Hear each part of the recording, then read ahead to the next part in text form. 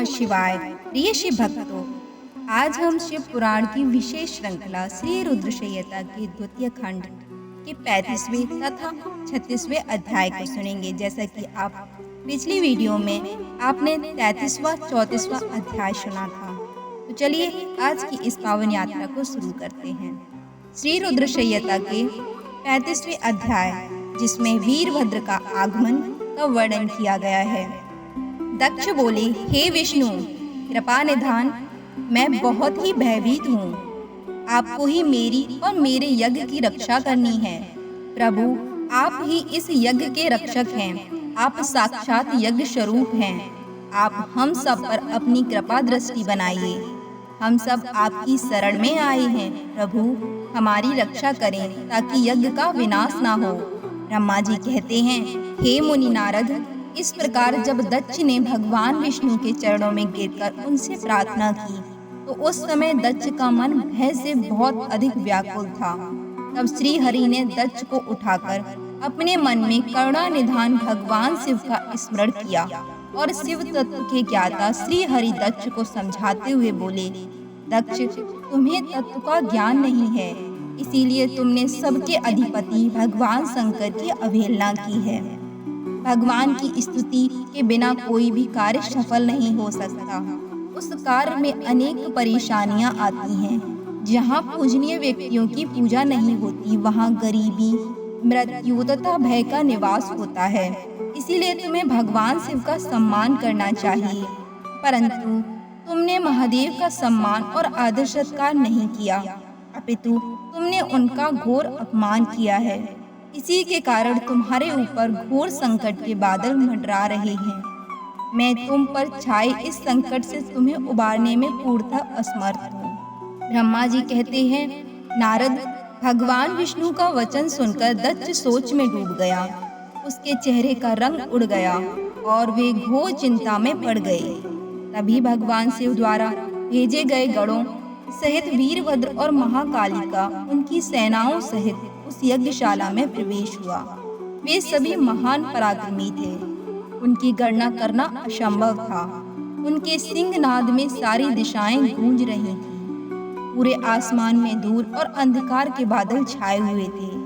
पूरी पृथ्वी पर्वतों, वनों और कानों सहित कांप रही थी। समुद्रों में ज्वार भाटा उठ रहा था।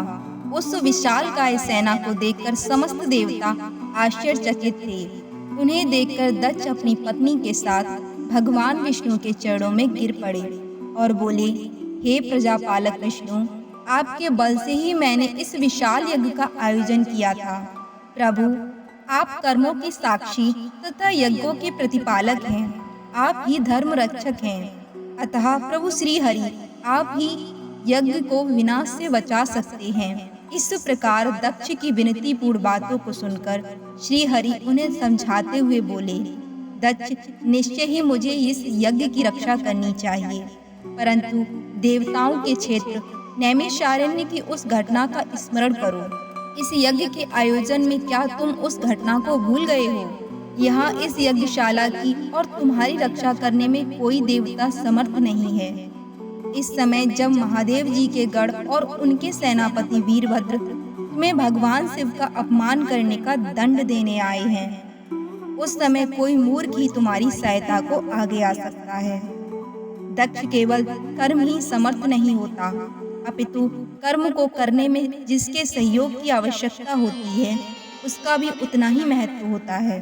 भगवान शिव ही कर्मों के कल्याण की शक्ति देते हैं।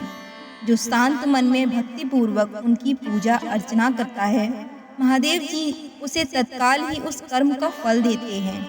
जो मनुष्य ईश्वर के अस्तित्व को नहीं मानते हैं, वे नरक के भागी होते हैं।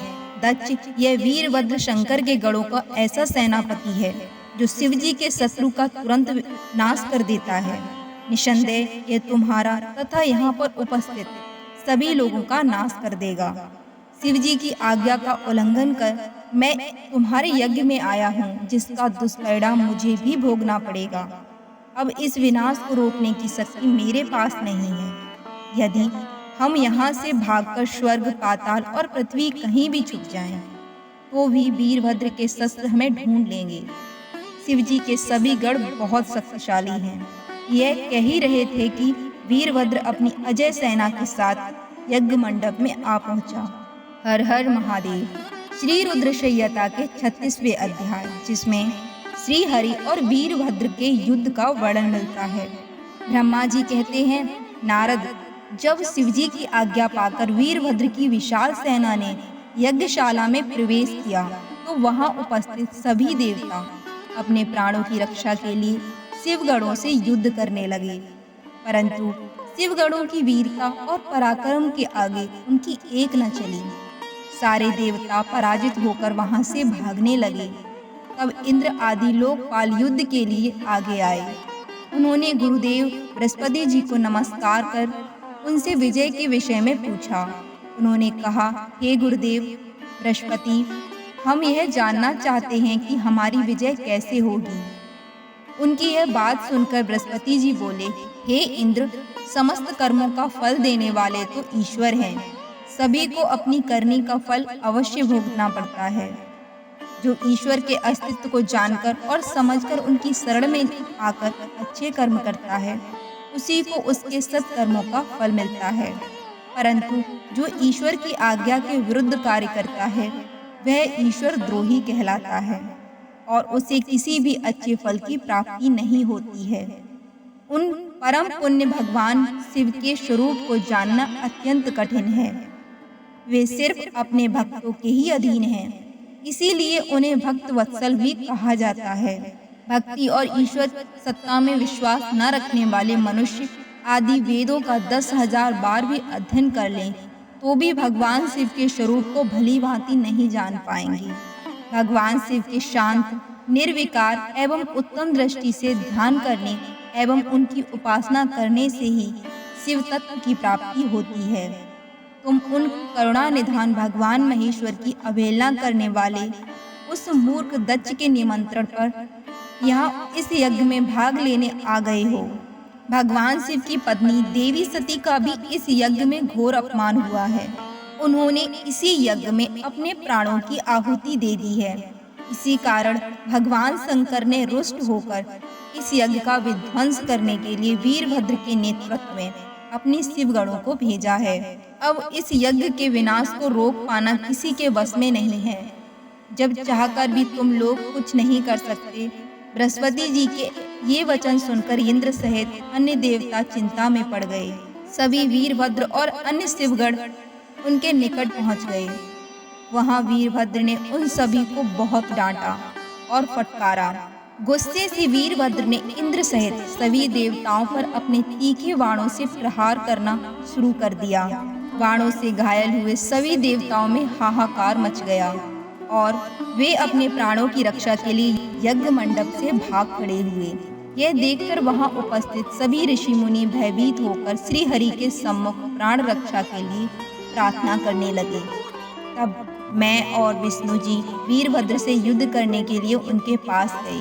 हमें देखकर वीरभद्र, जो पहले से ही क्रोधित थे, हम सबको डांटने लगे। उनके कठोर वचनों को सुनकर विष्णु जी मुस्कुराते हुए बोले, हे शिव भक्त वीरभद्र, मैं भी भगवान शिव का ही भक्त हूँ। उनमें मेरी अपार श्रद्धा है। मैं उन्हीं का सेवक हूँ, परंतु दक्ष अज्ञानी है और मूर्ख है। यह सिर्फ कर्म कांडों में ही विश्वास करता है। जिस प्रकार महेश्वर भगवान अपने भक्तों के ही अधीन हैं, उसी प्रकार मैं भी अपने भक्तों के ही अधीन हूँ। दक्ष मेरा अनन्य भक्त है।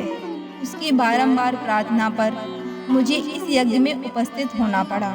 हे वीरभद्र, तुम रुद्रदेव के रौद्र रूप अर्थात क्रोध से उत्पन्न हुए हो। तुम्हें भगवान शंकर ने इस यज्ञ का विनाश करने के लिए यहाँ भेजा है। उनकी आज्ञा तुम्हारे लिए ही शिरोधार्य है। मैं इस यज्ञ का रक्षक हूँ, अतः इसे बचाना मेरा पहला कर्तव्य है। इसीलिए तुम अपना कर्तव्य निभाओ और मैं भी अपना कर्तव्य निभाता हूँ। हम दोनों को ही अपने उत्तरदायित्व की रक्षा के लिए आपस में युद्ध करना पड़ेगा। भगवान विष्णु की ये वचन सुनकर वीरभद्र हंसकर बोला कि आप मेरे परमेश्वर भगवान शिव के भक्त हैं। यह जानकर मुझे बहुत प्रसन्नता हुई। भगवान, मैं आपको नमस्कार करता हूँ। आप मेरे लिए भगवान शिव के समान ही पूजनीय हैं। मैं आपका आदर करता हूँ, परंतु शिव आज्ञा के अनुसार मुझे इस यज्ञ का विनाश करना है। यह मेरा कर्तव्य है। यज्ञ का रक्षक होने के नाते इसे बचाना आपका उत्तरदायित्व है। अतः हम दोनों को ही अपना अपना कार्य करना है। तब श्रीहरि और वीरभद्र दोनों ही युद्ध के लिए तैयार हो गए। तत्पश्चात दोनों में घोर युद्ध हुआ। अंत में वीरभद्र ने भगवान विष्णु के सुदर्शन चक्र को जड़ कर दिया, उनके धनुष के 3 टुकड़े कर दिए। वीरभद्र विष्णु जी पर भारी पड़ रहे थे। तब उन्होंने वहां से अंतर ध्यान होने का विचार किया। सभी देवता व ऋषिगण यह समझ चुके थे कि यह जो कुछ हो रहा है वह देवी सती के प्रति अन्याय और शिवजी के अपमान का ही परिणाम है। इस संकट की घड़ी में कोई भी उनकी रक्षा नहीं कर सकता। तब वे देवता और ऋषिगण शिवजी का स्मरण करते हुए अपने अपने लोक को चले गए। मैं भी दुखी मन से अपने सत्य लोक को चला आया। उस यज्ञ स्थल पर बहुत उपद्रव हुआ। वीरभद्र और महाकाली ने अनेक मुनियों एवं देवताओं को प्रताड़ित करते हुए उनका वध कर दिया। भृगु, पूषा और भग नामक देवताओं को उनकी करनी का फल देते हुए उन्हें पृथ्वी पर फेंक दिया। हर हर महादेव। आज आपने सुनी महाशिव पुराण श्री रुद्र संहिता के अध्याय 35वें और 36वें की अद्भुत और रहस्यपूर्ण कथा, जिसमें वीरभद्र का आगमन और श्री हरि विष्णु के साथ उनका संग्राम। यह कथा सिर्फ एक युद्ध ही नहीं बल्कि धर्म, न्याय और शिव भक्ति की रक्षा का प्रतीक है। अगर आपको यह कथा प्रेरणादायक लगी हो तो वीडियो को लाइक करें, अपने मित्र बंधुओं के साथ इसे अवश्य साझा करें और चैनल को सब्सक्राइब भी करें। कमेंट में हर हर महादेव लिखकर अपनी श्रद्धा अवश्य प्रकट करें। सावन मास में शिव पुराण श्रवण से मिलती है शिव जी की विशेष कृपा, इसीलिए इस श्रृंखला को जरूर पूरा देखें। हर हर महादेव। शिव कृपा आप पर सदा बनी रहे। जय भोलेनाथ।